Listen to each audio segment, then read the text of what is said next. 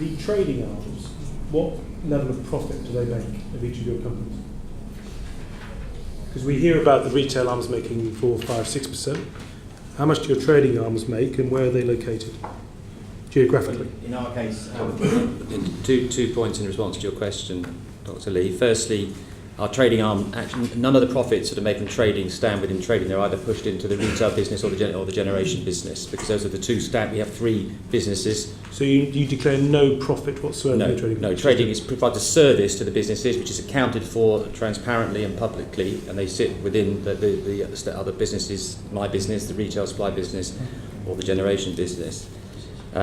So does that apply to all the others as well? Well, the other part, of course, is somewhat easier for us to answer that because we're obviously doing it here in the UK and it's transparent and visible. But okay, so our trading business is based in Düsseldorf in Germany. It operates across Europe and indeed globally. So it manages all of the trading operations for E.ON across the whole of continental Europe and also outside of Europe in electricity, gas, coal, freight, etc. It's very transparent. You can look on our published accounts and you will see the annual profits of the trading and optimization business. It's now called E.ON Global Commodities.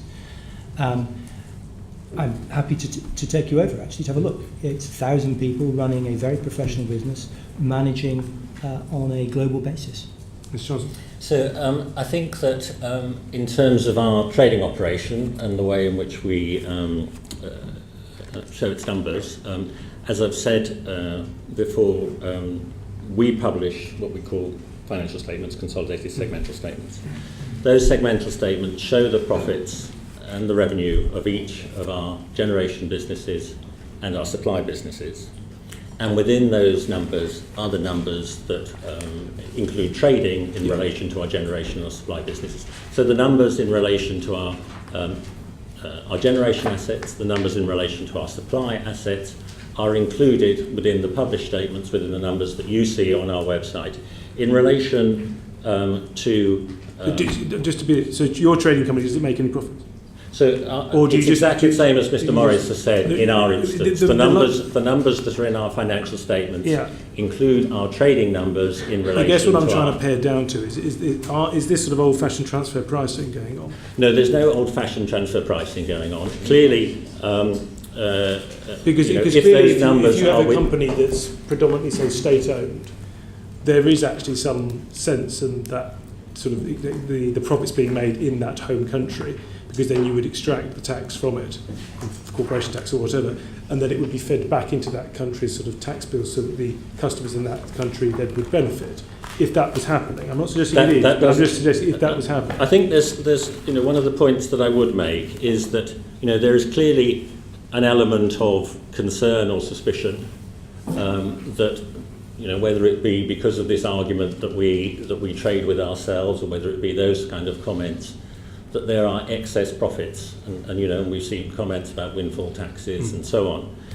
At least as far as npower is concerned, maybe we are different from some of our competitors, but when I looked at, it's actually a 2012 report by Bloomberg, and it said in the last 5 years we were one of the smallest of the major energy suppliers, but had the largest ratio of capital expenditure to income.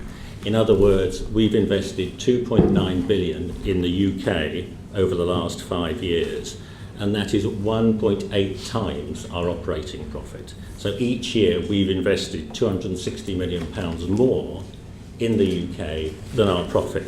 So, one hears about windfall taxes or those kind of comments. At least as far as we are concerned, it's a little bit incongruous, because the reality is that we are massive net investors in the UK, as those numbers show. Do you have any comments, Mr. Comments? I guess 2.9 billion of investment and only 10% self-supply. I don't know where all the money is going if it's not invested in energy generation, and if it is, then I wouldn't recognise the 10% self-supply that I heard earlier. And it's one of the other questions that I'm interested in finding out. Can I ask you then, Mr. Fitzpatrick? You said that the highest